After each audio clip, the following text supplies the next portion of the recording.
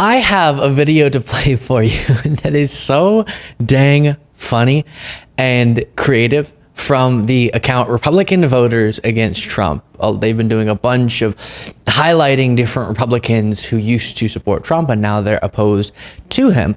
But this is not really related to that, and instead is portrayed to be a sort of pharmaceutical drug commercial, but is a drug for a very particular type of MAGA Republican. The caption is, "Are you a prominent Republican who blamed Donald Trump for January 6th, but is now endorsing him to be president? We have just the thing for you."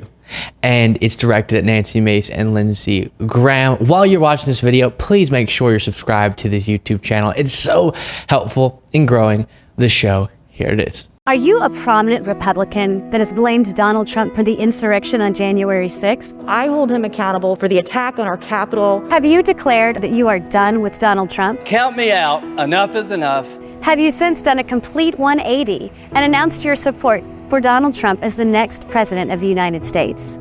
We need to put all of our resources behind Donald Trump. DonaldJTrump.com. Give the president some money. Please help President Trump. Well, if this sounds like you are without a shadow of a doubt suffering from EES, ethical evaporation syndrome. Don't worry, Ethicate is here to help. With just one pill a day, you can recalibrate your moral compass. You might start to think things like, oh, it's immoral and dangerous to support a candidate who tried to steal the last presidential election, has been found liable for sexual assault, and who is, on top of all of that, facing 88 felony charges in 4 different cases. If you're a prominent Republican who's having trouble sleeping at night, ask your doctor if Ethicate is right for you. Get your morality back to the level that you expect from other humans with Ethicate today. Ethicate. To address, what was it again? Let's see, ethical evaporation syndrome. I mean, that's just priceless. I have something else to show you in just a second, but I talk about this a lot because it really sits with me. And I really find myself thinking about it a lot. How is it that people like Nancy Mace and Lindsey Graham sleep at night? How is it that even in the very them-centric world in which they live, they justify their actions? As was shown in this ad, even though it's done in a very funny way, this is serious stuff and huge contradictions, where right after January 6th, they were able to acknowledge the responsibility that Trump had in inciting that mob to do what they did. And super importantly, the broader implications of the lies he was telling, the actions he was justifying in his attempts to, according to prosecutors, illegally engage in schemes to block the peaceful transfer of power. And back then they were willing to say that. Why? Is it because back then they understood the danger of Trump and now they've had a genuine change of heart? Nope.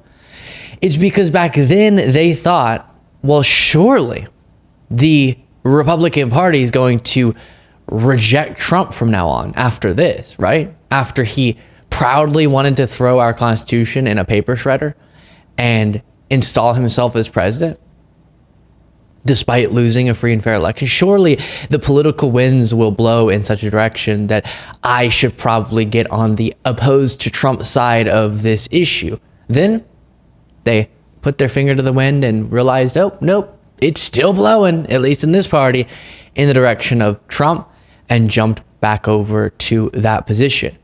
Which I'll say again, history, as people read about it and learn about this moment, will not be kind to people like Nancy Mace, obviously Donald Trump, and Lindsey Graham, and these other MAGA Republicans. And uniquely so to those who showed such hypocrisy, right? You have your always crazies like Marjorie Greene, but then you have your performative crazies like the two featured in this ad. And they should know that their children and grandchildren will be ashamed to be associated with them. And we'll try to make sure people don't know who their relative or their, mother, grandmother, grandpa, whatever is. Because a lot of times we have a lot of moral clarity when we're reviewing history. A lot of times it's a lot easier to say, This was right, this is wrong.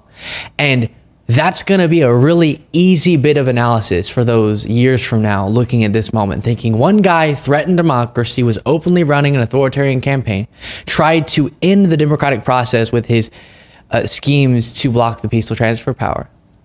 And all these schemes led up to a moment where he incited a mob to attack the Capitol, people chanting, "Hang his vice president," and he refused to stop them. And a bunch of elected leaders stuck by his side. Some of them temporarily didn't, then went back.